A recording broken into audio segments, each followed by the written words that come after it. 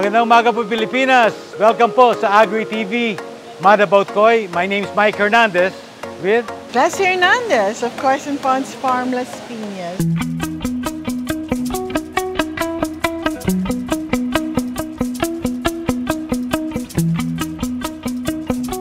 So ito po yung culminating activity ng ating grow-out collaboration. But today, expound po natin ano ba ang nangyari sa Cebu nung tayo ay nahandon sa Grout Wakagoy Show na to. The judges arrived in Cebu straight from Narita. We all assembled in Cebu in one Tectona hotel. Thank you, Eugene, for Andrea Andales for letting us stay. So the venue was just right across.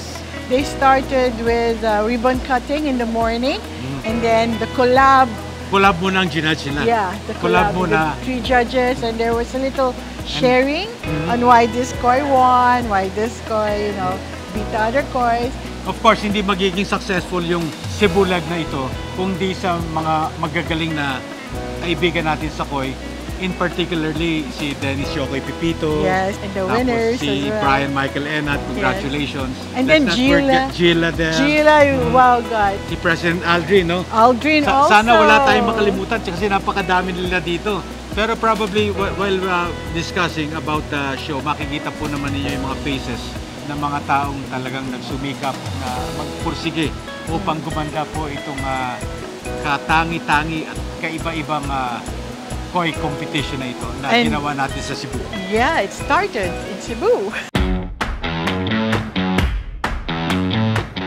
Yung ginawa namin, I think kakaiba ng konti dito sa Kois and Ponds kasi ang ginudge namin, ang pinauna namin yung collab grow out. Tapos after nung lunch, 1 p.m. nag-judge na kami ng Wakagoy, and then by 4 to 5 p.m. natapos na yung judging at naka-start na kami ng awarding. Natapos kami mga 7 p.m. Sa Wakagoy, we have 4 categories, yung Miyabi, Sakura, Chubaki at saka Butan. Si Councilor Brian Inad, siya yung nag-grand champion sa Wakagoy show.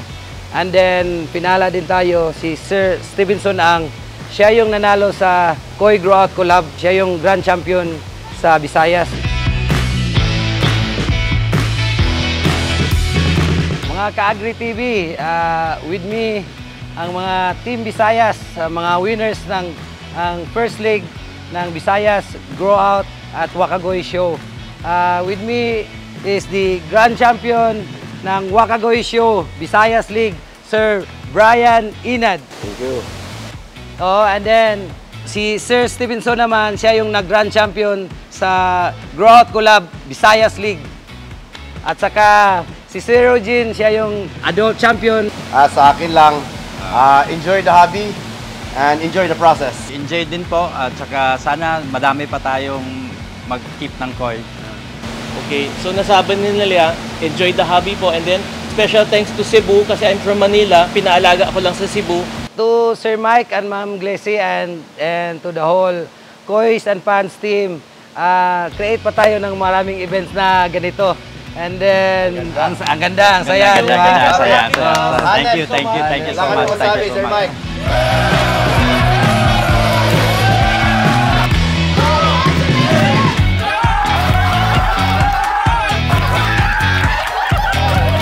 Ladies and gentlemen, ito po yung Cebu segment ng ating 2024 nationwide collaboration.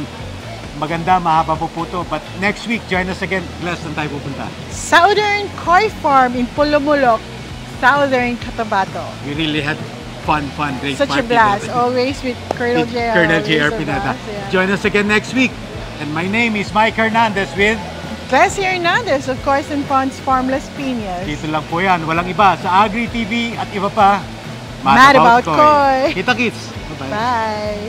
Agri TV, Mad About Koi, Team Visayas, Show Collection!